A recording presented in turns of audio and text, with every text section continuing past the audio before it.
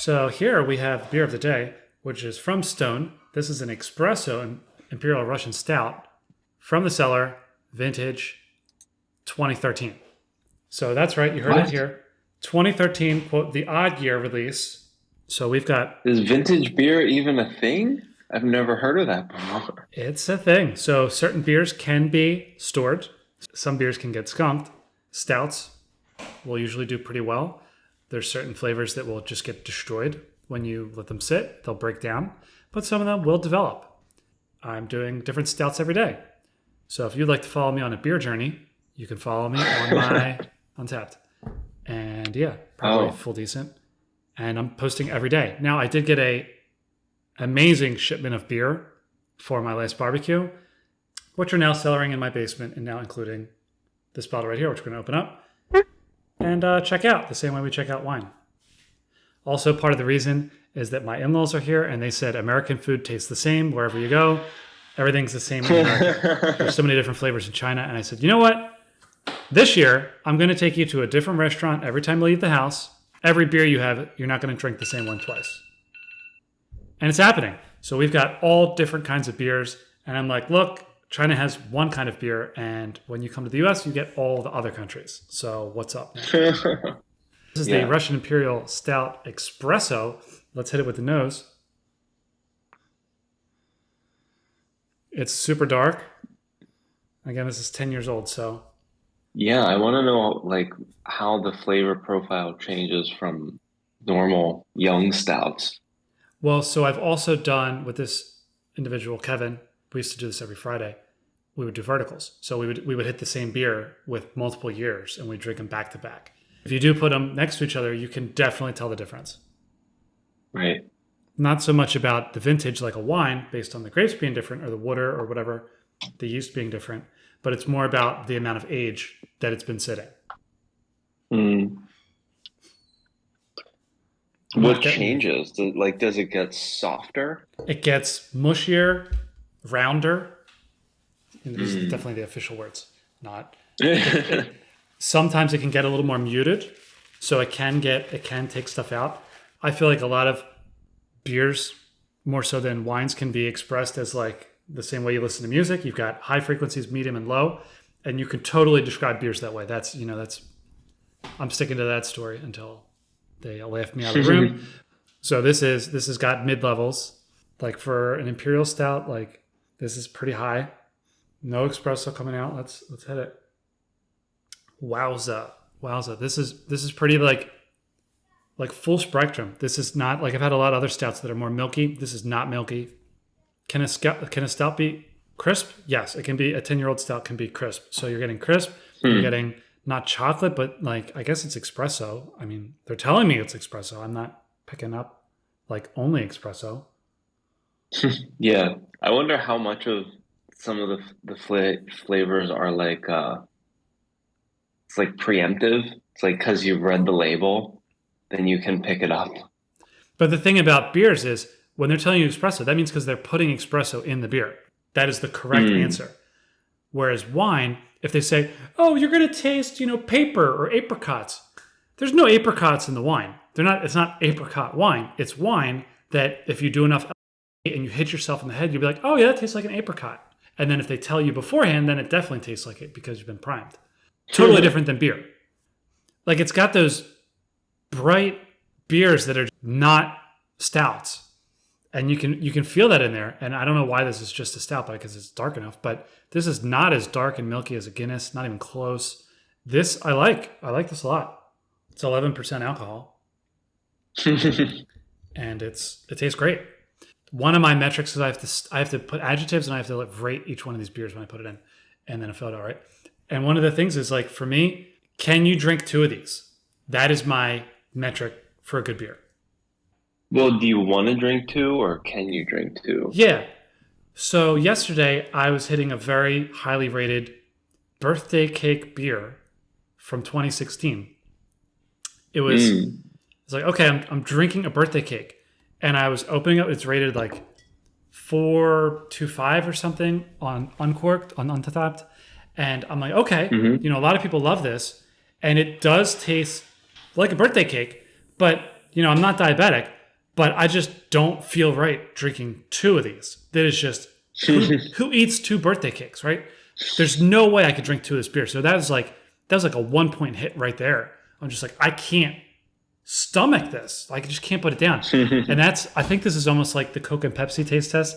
The secret was Pepsi is just more sweet. So taken in very small doses, everybody loves Pepsi. When you drink a whole cup of it, God forbid, it's too much. It's just too much. All right, so there are your tasting notes. Tasting notes, tasting notes. I found you on Untapped. Cool. Same name? Yeah. Cool. But your average score is like 3.5. Yeah. You review things like a Japanese person. In Japan, people, when they rate restaurants, it's always like the average is 3 or like 2.5. Most of the rest of the world, it's like the average is like 4 everywhere. Yeah. I guess just because like people feel less comfortable giving really high ratings. So in Japan, if you use like the local restaurant review site called Tamiya, when you see a restaurant that's rated over 3.5, there's probably going to be a line and it's going to be amazing. Hey Dan, thank you for inviting me to up. Hi William, it's great to hear from you. Great to hear you. It's been a minute. Hey, nerdy lady. It is when I am actually. I was trying to sleep, but I couldn't step up without listening to you. Oh, Nice. thank you. It's an honor. It's an honor to me. I got a quick note, put myself in my place. I had told you before that for this medical training company, we do CPR training, stuff like that, life support. And I sent an email to 100,000 past customers who took CPR training in the medical field. One of the notes there was like, okay, you can get a free NFT if you pass the course. So there's tens of thousands of people taking this, and maybe some of them want a pope. Out of the 100,000 people, 2 replied that they want it. Wow. So that is our response rate. That's 2023. So that's going to put me right in my place in terms of broad market applicability on this stuff. For sure. And we saw, I think it was Budweiser had done one, and they had like 100 people, and most of them were either robots or just co-op people. I was thinking about it. I had like one of the podcasts, so like I was giving one-on-one NFTs. So what I've been thinking, maybe there's going to be also one of our friends just tweet about it. NFTs need to rebrand it for the next bull market. But what I've been thinking, you know what? Maybe this time is going to be a correction for like artists instead of like projects, instead of the like going after for roadmaps. Next time it might be a chance for artists. Yeah. The brand of the artist, the brand of the game is way more valuable than the letters NFT. Using the word NFT, that's the wrong word. And that's really just dead. So NFTs are dead. Yeah, it'd be interesting if next quarter you do the same thing, but you say like, get your online badge and see how many responses you get. Yes. And what I realized that last 6 months, more than like 7, 8 different luxury companies like Louis Vuitton, Givenchy, Dior, Starbucks. So they all launched their NFT project. So now it is kind of like luxury product for the market, kind of like niche. But somehow it's going to extend and expand again and again, maybe. If we are not going to find something else, So, yeah. So, what's our topic tonight? Hey, Lars? It's interesting. We met in Tallinn, William, at NFT Tallinn, actually. That was a fun event. But no, it's just interesting saying NFTs are dead. And I think really, that's spot on. Like, I don't, to me, what I've been sort of realizing and thinking for a long time is like the whole, this protocol and these, I guess, these standards, what they mainly sort of enable is private digital property. And I think there's a lot of and as you said, the brands, the artists, the things we build with these things on these sort of core principles. I think that's the interesting thing now, and sort of new economies, new experiences, new things that can sort of be built on this again new core principle of digital private property and the sort of world state machine that sort of tells us sort of at least who owns them and what's the sort of core parameters of using them. Hello, Hadi. Where are you dialing in from? In Estonia, in Tallinn. I'm a PhD student at Tallinn University. My PhD focus on using blockchain, Oracle, and the metaverse in order to build trust between two metaverses.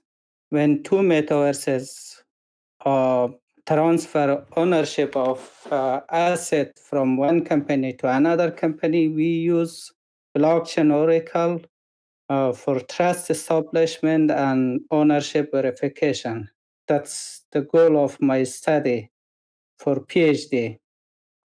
So in order to do that, at the first stage, we explore the requirements set for oracles and the metaverse. And then according to that requirements, we design a blockchain oracles and the metaverse. That's kind of at the final stage of our study. So at the beginning, we have a case study. That case study focus on what's the limitations of current Oracle systems, how this Oracle should be in the metaverse in the future. So that's two stage. One is current states. That's how to do and reshape this Oracle in the metaverse. That's kind of my project and study. Thanks. What you're describing is not an oracle in my vocabulary. I call that a Oh, bridge. that's a bridge, yes. The questioners is a kind of broad topic, but the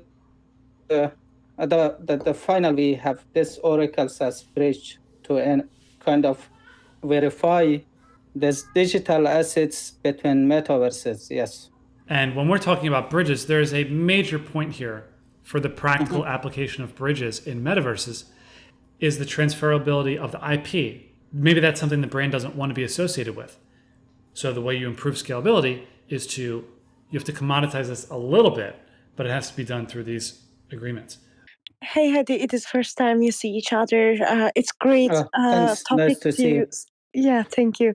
It's great topic to study, I guess, as PhD. What is your department, may I ask? It's not kind of close to my topic. No, you study on the PhD. That's what I understand about the interoperability of the metaverse platforms. So Yes. I've been wondering which department you actually studied these files, so I can understand your perspective on it. Yes, that's good question. At Tallinn University, we do not have such kind of department for blockchain or some other things. Metaverse, we have HCI. I belong to kind of information society, but there are different topics around there. I got you. Well, there are like a couple of keywords you can maybe research. It is interoperability. Yes. Uh-huh. And the only way to like having this interoperability is those two different metaverse platforms. By the way, I would love to correct about saying you don't call metaverses. William, you told that also, but we prefer to say metaverse platforms. Okay, it is not plural. First, second one is the metaverse. The only way to do this that two different metaverse platforms should share their APIs. So, but when you actually consider there's also market for it, it's not going to happen if the same company is not launching these different platforms. So I guess it's important to understand that also before maybe researching of the interoperability. I don't know what is your perception directly on it. What is your question to research on it? But I guess it's more important how the digital assets actually has like capacity to moving forward with different environments. Again, you need to like put their API thing, but maybe also like understanding NFTs. It doesn't matter which protocol it is works, when you put through environment to there. So yeah, that's all. Thanks. It's great. Also, Thank you. it was my also one of the study topic of metaverse. Then I decided to quit. That's why I got excited. So yeah, and Thank good you. luck on it. Thank you. Thank you very much. Thank you. Nice. So Hadi, could you please tell us your call? You had an open call here for participation. I need more participants for my interview, for my study. So if anyone would like to participate in this interview, I really appreciate. So I have about 8 participants at the moment, but I need more people to have inputs. Anyone who knows about blockchain oracle and metaverse. So the knowledge of both is kind of needed in this study. Instead Yes, of the interview, do you have like questions so you can put the Google form so those people can fill up for you? That's also good idea. At the moment, I don't have such kind of questionnaires. There's 16 questions. Some of them are even repetitive, so maybe there's only like 8 questions. It's really just, what do you know about oracles? What do you know about Web3 metaverse? Looking at it from different angles. Here's the whole interview. Maybe it'll go into a Google form or something, but it's real simple. So just sign up, hit up Hadi, provide this research. My supervisor said at least 15 participants. It should be there. Cool. So you're halfway there. Well, let's talk about grayscale. You think that's a big deal? Yeah. What's being fought over, litigated, is whether Bitcoin can be traded on the spot market as an ETF. Talk about the implications of futures versus spot. Previously, the regulators were very concerned that all of this money moving around would destroy the price of Bitcoin. It would just allow it to be manipulated. A thinly traded asset with a huge ETF could just move the price of the asset. Are there signs that suggest Bitcoin is deeply traded enough now that... Yes. When Grayscale was arguing this, they said, look, here's the price of our product on the futures market. Here's the price of Bitcoin. And they were in lockstep. So there wasn't slippage or there wasn't manipulation of the price or any of these weird things that could happen. Bitcoin is a very liquid, very deep market, and you can't just pull a fast one on it. There's two, like when pulling a fast one on a market means the arbitrage people are sleeping. The arbitrage people on Bitcoin Right. are not sleeping. Yeah, that's the simple way. Because they're robots. Right, they've been programmed in for a long time. Like they're waiting to arbitrage this. Okay, the nickel market got destroyed. The nickel market got reset and trades unwound. That was a complete disaster. Oil went upside down. The oil market was negative. Anybody remember that? No. Oh my God. What is it all? Oil prices went to negative $40 a barrel. Is it because of the COVID-19? It's related. It's also related to the price movement. So the price went down in oil. And so a lot of people bought oil who don't need oil. So you can carry. So you can buy oil and you can sit it on a tanker. You can park it in the ocean on an oil tanker. And that sounds like a good idea to a lot of people. So people were buying oil when the price went down.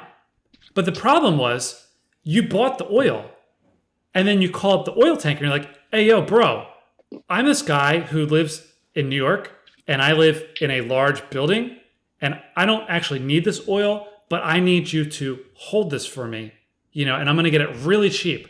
And the oil tanker's like, nope, click. And you call the other oil tanker and they're like, nope, click. And you're like, I just bought all this oil and I have nowhere to put it and I have to pick it up. I have to go there and pick this stuff up. Nobody wants this oil. So nobody wanted oil because nobody would pick up the oil. And so the price of oil went negative. Crazy. This is craziness. So this was the holding price of oil destroyed the whole market. And it went from $50 to negative. I remember it was negative 40. This chart's wrong, or I'm wrong. Okay, Bitcoin is different than oil. There is very minimal holding cost for Bitcoin. If the Bitcoin's like, okay, we've got all this Bitcoin, you have to come pick it up. No problem. Here's my wallet. Send it to my wallet. You don't need an oil tanker to carry Bitcoin. The oil market went negative. The nickel market reset. These type of risks just don't apply to Bitcoin. Bitcoin is way easier to deal with. And that really helped in the argument when Grayscale's like, okay, so trading Bitcoin on the spot market, we're not going to go negative. We're not going to go unwinding trades. This is a liquid market. There's a lot of arbitrageurs waiting. What were the other risks that were claimed by the other side? The SEC was like, there's not enough arbitrage people out there with access to Bitcoin to create and redeem ETF shares. That was the SEC's argument. That got shot down. It got shot down logically, but then also they looked at the market and they're like, okay, well, this market's been pretty arbitraged for a while. And the SEC's like, yeah, I got nothing.